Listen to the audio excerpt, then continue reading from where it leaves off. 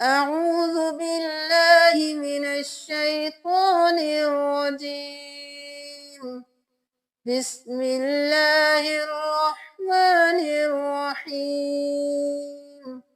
السلام علیکم ورحمۃ اللہ وبرکاتہ۔ آج ہم سورۃ الطلاق آیت نمبر 4 کو دیکھیں گے۔ اس میں ایک ورڈ ہے جو بہت زیادہ لوگوں کو پڑھنے میں مشکل لگتا ہے اور ان کو سمجھ نہیں آتی کہ یہ ورڈ کس طرح سے پڑھا جائے گا۔ کچھ لوگ یہ نہیں سمجھ پاتے کہ اس کو حمزہ کے ساتھ پڑھا جائے گا یا یا کے ساتھ پڑھا جائے گا۔ تو ہم آج ایک ایک ورڈ الگ الگ کر کے جوڑ کے بتائیں گے کہ کس طرح سے یہ ورڈ ادا ہوگا، تاکہ اگر آپ کو یہ ورڈ پڑھنے میں مشکل آتی ہے تو آپ کو اچھی طرح سے سمجھ آ جائے۔ سب سے پہلے ہم سورۃ الطلاق کی آیت نمبر 4 کے پہلے ورڈ کو دیکھیں گے۔ یہ ورڈ ہے واللائی۔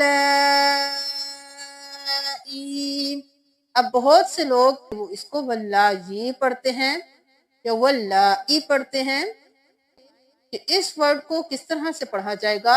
سب سے پہلے ہم دیکھیں گے کہ واو کے اوپر زبر ہے، اس کے ساتھ الف ہے۔ الف خالی ہے، جب بھی پورے قرآن میں کوئی حرف خالی ہوگا تو ہم اس کو چھوڑ دیں گے، اس کو نہیں پڑھیں گے، ہم اس حرف کو پڑھیں گے جس کے اوپر حرکت ہوگی۔ اب یہاں پہ واو کے ساتھ الف ہے، اس کو نہیں پڑھیں گے، اس کے ساتھ لام کے اوپر حرکت ہے تو ہم واو کے ساتھ لام کو ملائیں گے۔ واو زبر لام ول، واو زبر لام ول۔ اب یہاں پہ جب بھی تشدید کسی حرف کے اوپر ہوتی ہے اس حرف کو 2 بار پڑھا جاتا ہے۔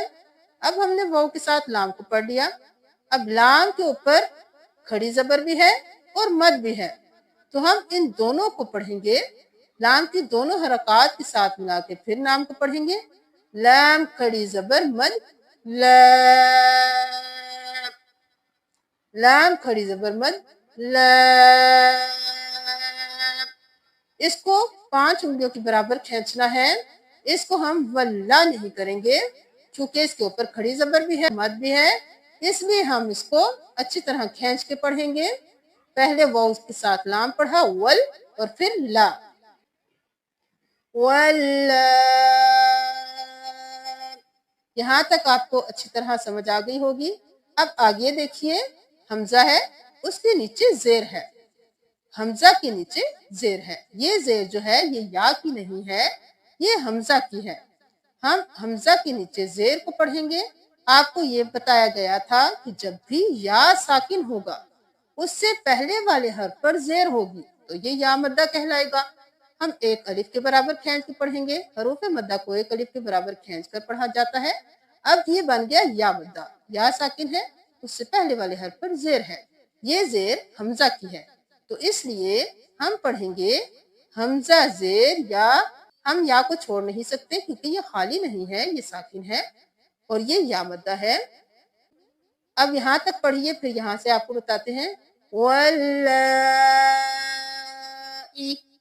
اب یہاں پہ یا کو ملائیے تو کیا بن جائے گا، واللائی، واللائی۔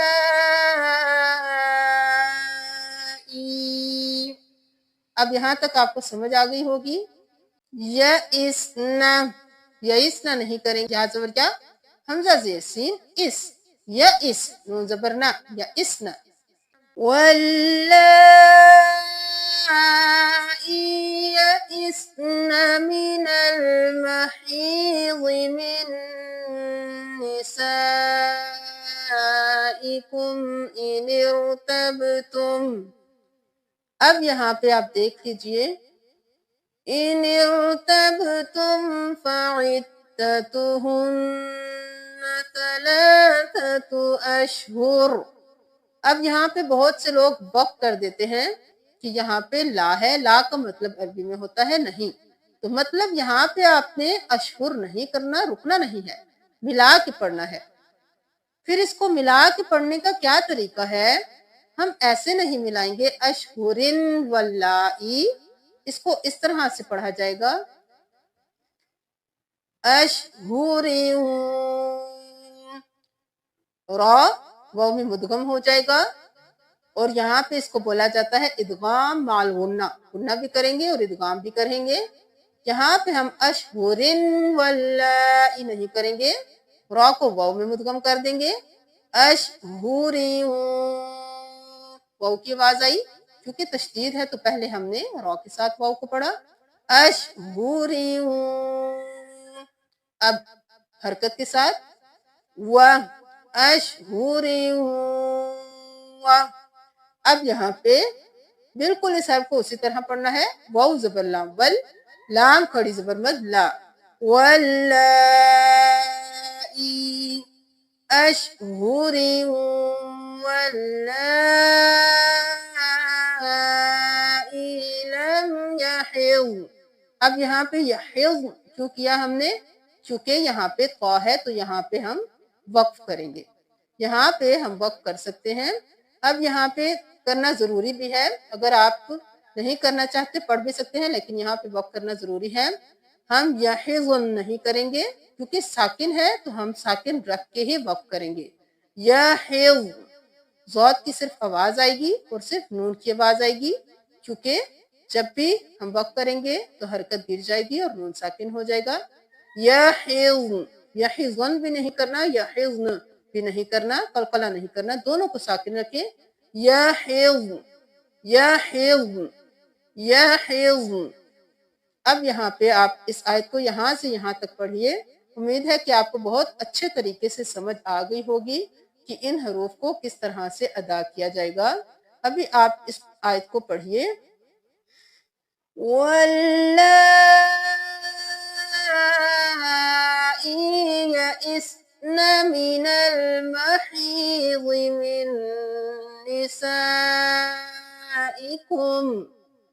इन इर्तबतुम मिन निसाइकुम इन इर्तबतुम फइद्दतुहुन्न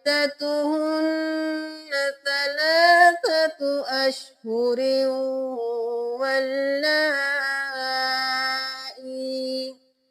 कहीं से आपका सांस टूट जाता है तो आप वहां पे वक्फ कर दीजिए, फिर पीछे से मिलाइए वल्लाई लम यहिज़। आप इसको ज्यादा से ज्यादा शेयर कीजिए, अगर किसी की मिस्टेक है तो उसकी मिस्टेक भी ठीक हो जाए। अगर आपको कुरान में कोई भी लफ्ज पढ़ना मुश्किल लगता है, कहीं पे वक्फ करने में कंफ्यूजन होती है, तो आप कमेंट कर सकते हैं, उस पर वीडियो बनाई जाएगी। जज़ाकुमुल्लाह। अस्सलामु अलैकुम व रहमतुल्लाह।